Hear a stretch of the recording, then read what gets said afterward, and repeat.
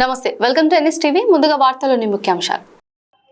కాకినాడ జిల్లా జగ్గంపేట స్థానిక తెలుగుదేశం పార్టీ కార్యాలయంలో జగ్గంపేట శాసనసభ్యులు జ్యోతుల నెహ్రూ మీడియా సమావేశంలో మాట్లాడుతూ పనిచేసే ప్రభుత్వం కూటమి ప్రభుత్వాన్ని మరోసారి నిరూపితం అయ్యే విధంగా ఉపాధి హామీ పథకంలో మహాత్మా గాంధీ గ్రామీణ ఉపాధి పథకం మెటీరియల్ కాంపన్సేటివ్లో 2,000 కోట్లు మిగిలి ఉన్న నిధులను గత ప్రభుత్వం చేతకానితనం వల్ల ఖర్చు పెట్టలేని నిధులు ఈరోజు పంచాయతీరాజ్ గ్రామీణ ఉపాధి శాఖ మంత్రి పవన్ కళ్యాణ్ వెలికి తీయడం, ఆ నిధులతో నియోజకవర్గాల అభివృద్ధికి కేటాయించడం చాలా అభినందనీయమని, జగ్గంపేట నియోజకవర్గానికి 150 కోట్లు కేటాయించుకొని జగ్గంపేట పంచాయతీకి 10 కోట్లు, గోకవరం పంచాయతీకి 10 కోట్లు నిధులతో డ్రైనేజీ సిమెంట్ రోడ్లు పూర్తి స్థాయిలో నిర్మాణం చేసుకొని ప్రతి గ్రామంలో కూడా 100% సిమెంట్ రోడ్లు డ్రైనేజీ నిర్మాణం చేయడం జరుగుతుందన్నారు. అది కూడా 2024 సంవత్సరం పూర్తయ్యేసరికి పనులను చేయడానికి టీడీపీ, జనసేన, బీజేపీ నాయకులు, కార్యకర్తలు, అభిమానులు గ్రామాల్లో ఎస్టిమేట్లు తయారు చేసి పంపించాలని కోరారు. 100 కోట్లు వస్తుంది ఒక్కో కాన్స్టిట్యున్సీకని. ఎన్ఆర్జీఎస్ మెటీరియల్ కాంపోనెంట్ ఏదైతే ఉందో అది లెక్కేసుకున్నా ఆకలి ఎక్కువ ఉన్నటువంటి నాకలాటి శాసనసభ్యులు సాధించుకోవాల్సింది సుమారు 150 కోట్ల వరకు కూడా నిధులు తేవాలనే ఆలోచన నాకు ఉంది. ఈ సెప్టెంబర్ నెలాఖరు లోపలనే ఈ నిధులన్నిటినీ కూడా తెచ్చి 150 కోట్లని తెచ్చి పనులు మొదలు పెట్టించడం జరుగుతుంది. ఎస్టిమేట్లు 2-3 రోజుల్లో మొత్తం కంప్లీట్ అవుతాయి. లైన్ ఎస్టిమేట్స్ అవి పట్టుకుని వెళ్ళి గౌరవ ముఖ్యమంత్రి గారితో, పంచాయతీరాజ్ శాఖ మార్చుడు పవన్ కళ్యాణ్ గారితో శాంక్షన్ రాయించుకుని మనకు మంచి ఆఫీసర్ వచ్చాడు ఇవాళ. కృష్ణతేజ గారు కమిషనర్ పంచాయతీరాజ్. ఆయనతో ఒక అరగంట నేను మాట్లాడిన సందర్భంలో నాకంటే ఎక్కువ ఆకలి ఉన్నాయి. ఈ రాష్ట్రాన్ని అభివృద్ధి పదంలో పరిగెట్టించాలనేటటువంటి తపన. నేను వెళ్ళి ఇలా పుస్తకం టేబుల్ మీద ఎస్టిమేట్లతో పెడితే పిల్లలు చూసి ఇమీడియట్గా దాని లెటర్ తయారు చేయండి అని అడిగితే ఈ రకంగా తయారు చేసి తెస్తే సులువుగా పనులు అయిపోతాయండి. మళ్ళీ నేను మీరు ఇచ్చే లెటర్ మీద కిందకు పంపడం, ఎస్టిమేట్లు తెప్పించుకోవడం, దాని మీద శాంక్షన్ ఇవ్వడం, ఈ విధానం కాకుండా అక్కడి నుంచి అన్ని ఎస్టిమేట్లు పట్టుకుని వచ్చారు మీరు. ఇక్కడ నేను ఇమీడియట్గా శాంక్షన్ ఇచ్చేయడానికి అవకాశం కలిగింది. ఆయన అన్నదాన్ని మళ్ళీ పురస్కరించుకుని వేళ మళ్ళీ 150 కోట్లకి కూడా ప్రతి గ్రామంలోనే ఎక్కడా కూడా ఈ చివర ఈ గజం ఉండిపోయింది అన్నది లేదు. ఆలోచన చేసేటటువంటి ముఖ్యమంత్రి ఎక్కడ ఏ నిధులు ఉన్నాయో ఆ నిధులు ప్రజావసరాలకు అనుగుణంగా పనిచేయించాలనేటటువంటి ఆలోచన కలిగేటటువంటి ప్రజాప్రతినిధులు ఈ రాష్ట్రంలో వచ్చినటువంటి సందర్భంలో దానికి సంబంధించినటువంటి శాఖ మార్చుడిగా పవన్ కళ్యాణ్ గారు కానీ, గౌరవ ముఖ్యమంత్రి చంద్రబాబు నాయుడు గారు కానీ ఈ 60 రోజుల్లోనే ప్రత్యేకమైనటువంటి దృష్టి పెట్టి అసలు ఎన్ఆర్జీఎస్ నిధుల్ని ఏ రకంగా ఈ ప్రభుత్వం ఉపయోగించింది, ఏ మేరకు సద్వినియోగం చేసింది అన్నదాన్ని రెవ్యూ చేసి 2,000 కోట్ల రూపాయలు అండర్లైన్ చేసుకోవచ్చినటువంటి మెటీరియల్ కాంపోనెంట్ 2,000 కోట్ల రూపాయలని గత ప్రభుత్వం ఉపయోగించుకున్నటువంటి సందర్భంలో ఇవాళ దాన్ని వెలికితీసి 2,000 కోట్ల రూపాయలు మెటీరియల్ కాంపౌండ్ని కూడా ఇవాళ ప్రతి నియోజకవర్గానికి 100 కోట్లు తగ్గకుండా ఇచ్చేటటువంటి అవకాశం ఉంది. అందులో భాగంగా ఇప్పటికే నేనైతే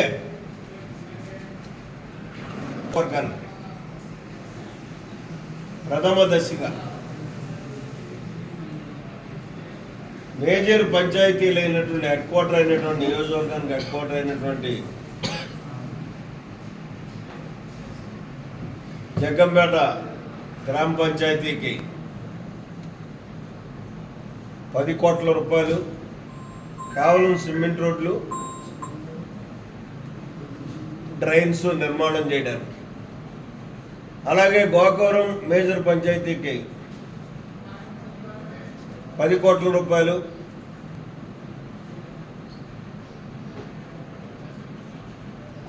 అది సిమెంట్ రోడ్లకి డ్రైన్స్ నిర్మాణం చేయడానికి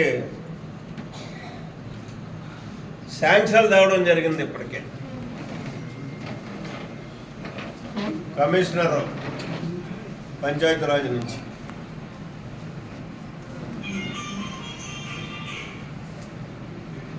మిగిలినటువంటి నిధులకు కూడా మళ్ళీ 100 కోట్లు పైబడి ఇవాళ ఎస్టిమేట్లు తయారవుతున్నాయి. ప్రతి గ్రామంలోని ఉన్నటువంటి మిగిలినటువంటి సిమెంట్ గతంలో మేము వేసినటువంటి సిమెంట్ రోడ్లు కాక మళ్ళీ వాళ్ళు వేయాల్సినటువంటి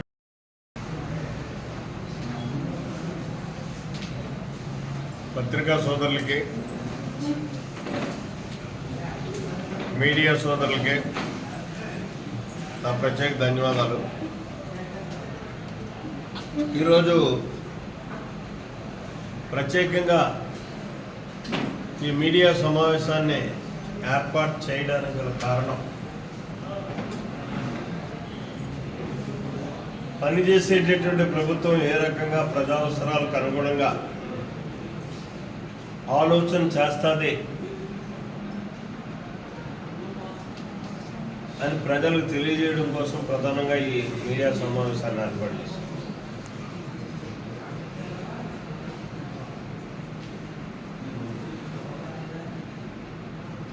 మనకి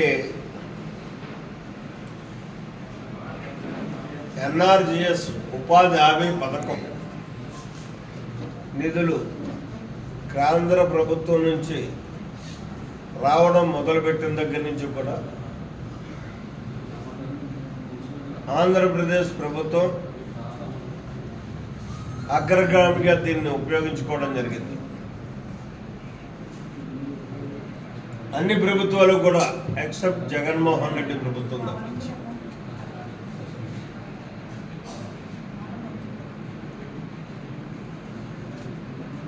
ఈరోజు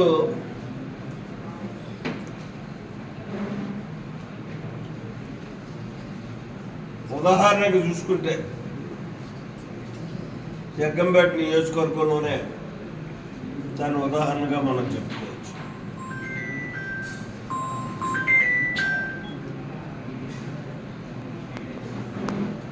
గత ప్రభుత్వం యొక్క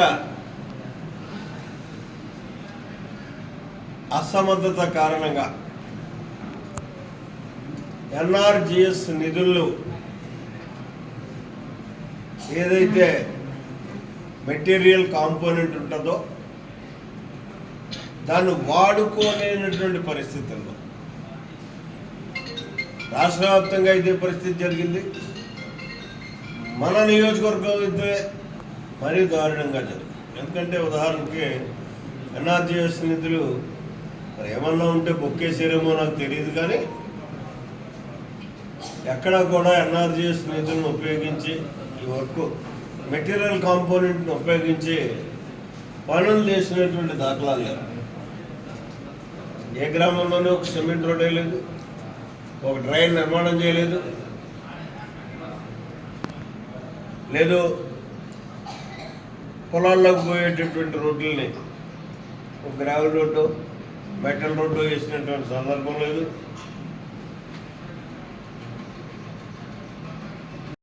అదే తెలుగుదేశం ఉంది, ఇది ఇంకో పార్టీ అనేటటువంటి వివక్షత లేదు.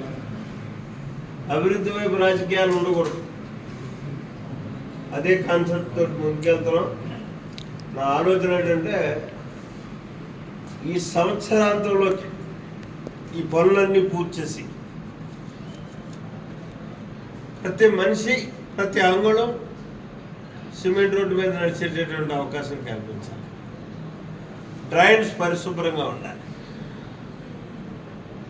ఈ రెండింటిని పూర్తి చేయాలనేటటువంటి ఆలోచనతో ఇవాళ ఒక తపంతో ఈ కార్యక్రమం చేస్తున్నాను.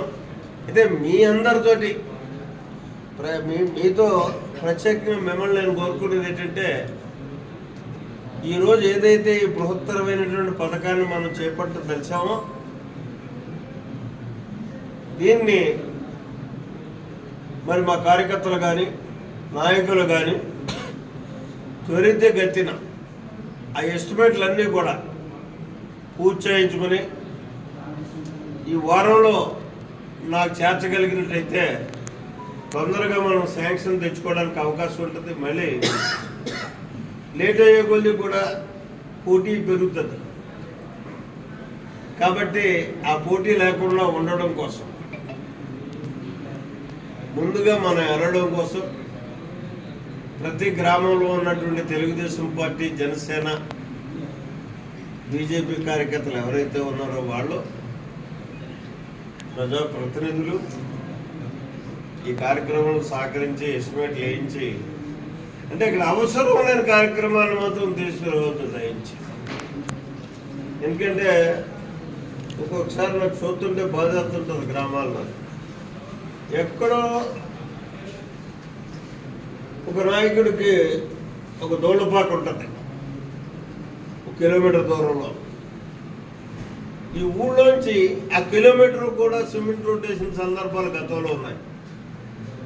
ఎవరు వేశారు అన్నది కదా, నేను చెప్తేనే వేశారు. అలాంటి తప్పులు మాత్రం ఇప్పుడు జరగకుండా గ్రామానికి పరిమితమయ్యే ఈ డ్రైన్స్ కానీ సిమెంట్ రోడ్లు కానీ ఉండాలి. కానీ నిజంగా మీరు రాజపడి పెట్టేసిన ఖచ్చితంగా మళ్ళీ దాన్ని రీచెక్ చేయడం జరుగుతుంది. అందులోంచి నిర్మమాటంగా తీసేయడం కూడా జరుగుతుంది. ఎందుకంటే పరిమితమైనటువంటి వనరులు ఉన్నటువంటి ప్రభుత్వం మన అవసరానికి మించి దుర్వినియోగం చేయకూడదు. ప్రభుత్వం ఎంత చంద్రబాబు నాయుడు గారు ముఖ్యమంత్రిగా ఎంత తపంతో ఉన్నాడో ఈ రాష్ట్రాన్ని ఒక ఆదర్శవంతమైనటువంటి రాష్ట్రంగా తయారు చేయాలని చెప్పేసి ఉండడంలోనే కదా మురుగుపోతున్నటువంటి ఆ నిధులను బయటికి తీసేది. లేకపోతే ఈ మురుగుపోరు మళ్ళీ కొత్త నిధులు రావడం, కొత్త వర్కులు రావడం, ఆ వర్కుల నుంచి ఎంత కాంపోనెంట్ వస్తుందో అంతా చేసుకునే పరిస్థితి వచ్చింది. ఇవాళ మనకేమైంది, 1 ఇయర్ కలిసి వచ్చింది. 1 సంవత్సరం పూర్తి చేసిన తర్వాత మెటీరియల్ కాంపోనెంట్ ఎంత వస్తుందో తెలుస్తుంది. అప్పుడు పనులు చేసుకోవాలి. ఆ మెటీరియల్ కాంపోనెంట్ని బేస్ చేసుకున్నారు. ఇవాళ అలా కాకుండా వాళ్ళ అనాలోచిత విధానం వల్ల, పాలన చేయడం చేతగానటువంటి అసమర్థత వల్ల ఇవాళ 2,000 కోట్ల రూపాయలు మెటీరియల్ కాంపోనెంట్ అన్నది మనకి అందొచ్చింది. దాన్ని చూడగలిగాం కాబట్టి ఇవాళ చేయగలుగుతున్నాం. అంటే 5 సంవత్సరాల అవకాశం ఇస్తే అభివృద్ధి చేయడానికి రాష్ట్రాన్ని అదనంగా 1 సంవత్సరం వచ్చింది అంటే అది చంద్రబాబు ఆ నిధులు వెలికి తీశాడు. కాబట్టి ఆయన కానీ పంచాయతీరాజ్ శాఖ మంత్రి పవన్ కళ్యాణ్ గారు కానీ ఇద్దరు చాలా చాకచక్యంగా చేసినటువంటి సందర్భంలో ఈ రాష్ట్రంలో నేను అనుకోవడం అయితే ప్రతి గ్రామంలోనే కూడా నేను ఎంత తపన పడుతున్నానో అంత తపన ప్రతి ఒక్క మా ఎమ్మెల్యే సోదరులు కూడా పడతారు. ఖచ్చితంగా ప్రతి గ్రామాన్ని కూడా సిమెంట్ రోడ్ల మయం, డ్రైన్ల మయం చేస్తారు ఈ నిధులతో నేను అనుకుంటున్నాను, భావిస్తున్నాను. నేనైతే ఖచ్చితంగా చేసి తీరుతాను. Thank you.